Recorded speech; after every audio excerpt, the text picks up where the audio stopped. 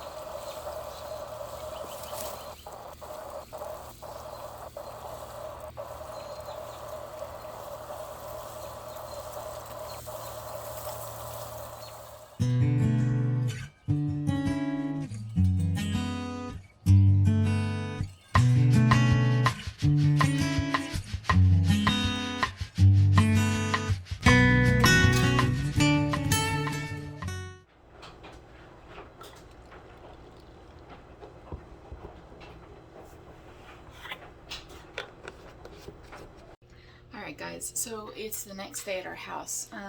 We just kind of hung out by the fire last night, and I went ahead and put in some tomato plants that needed to be put into the garden bed. And I had to rip out one of the ground cherry tomatoes that I had sown in there. It just wasn't thriving very much. really at all. So I just ripped it out, and I went ahead and started putting in my tomatoes. So let's go outside. And so I made Chandler some coffee, and he left it. So this is your friendly reminder to go find your cup of coffee and drink it. Okay, so I made this plan for the garden, just a rough estimate of what I wanted to place where. And this app is the Planter app, and I'm just using it on my iPad. So I did put the cucumbers there, and then we have some beans. The ground cherries are there. I'm going to have to edit and put the tomatoes, some of the tomatoes here, and kind of move everything down. This isn't like the size of our garden because they didn't have an aspect of, 20 by 100 or 25 by 100 or whatever. So I'm gonna have to tweak this just a little bit. And for some reason, apparently you can't grow tomatoes next to ground cherries, probably because they're heavy feeders or whatever. I have to look more into that. But I'm gonna do it anyway, because why not?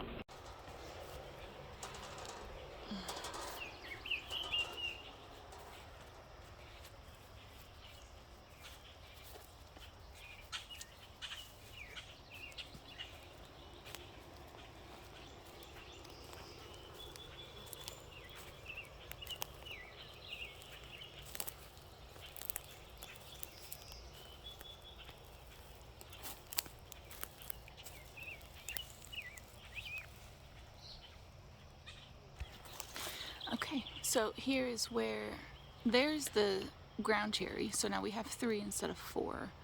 And then this is where the beefsteak tomato starts.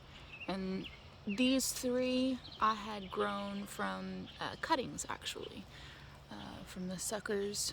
And this one's a little bit deeper just because she was growing kind of crooked when I put her in the cup of water to root. So I just kind of put her a little bit deeper so she can grab on a hold and then just grow straight up. Alright guys, so what I've been doing is just clearing this just a little bit out. Oh, hi spider. Come here.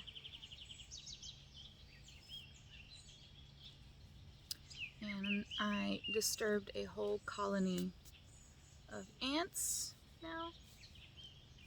I'm assuming that's why the spider was there. Oh man, this is huge. They're crawling on my hands.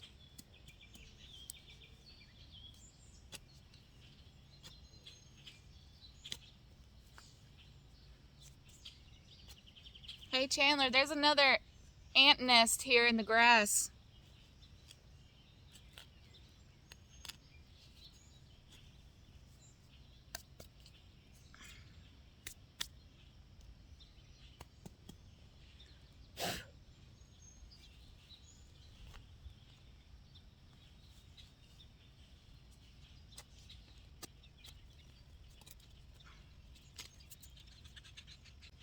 This is the yellow treasure.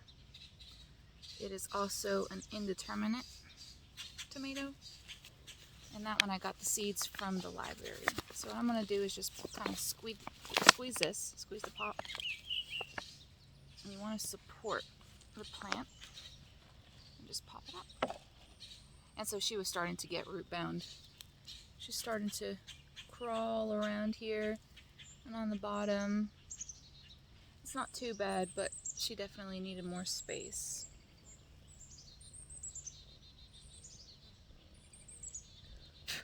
These ants are ruthless, man.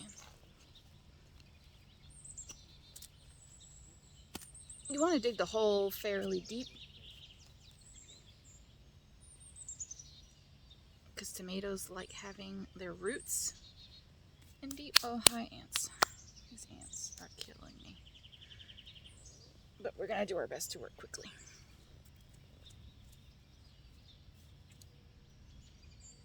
I don't think they will bother the plants They're just kind of aggravated that I moved them.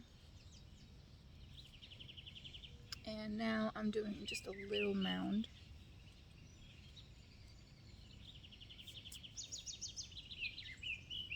And that's it. I'll cover up surrounding area a little bit just to keep the compost from drying out. And you want to try as best as you can to not have anything touching the leaves, which is going to be a little difficult right now because all this is super tall.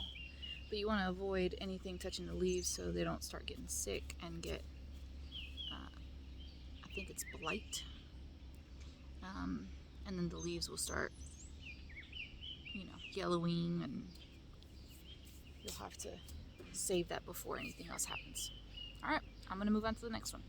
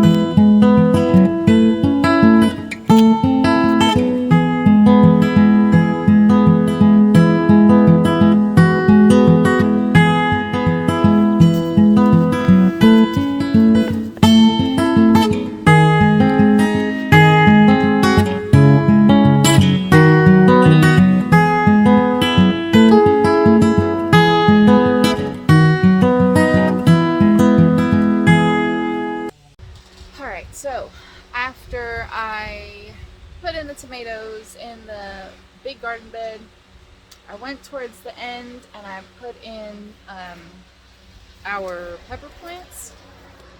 I'm gonna walk out there and show you. And I put them all the way at the other side of the bed,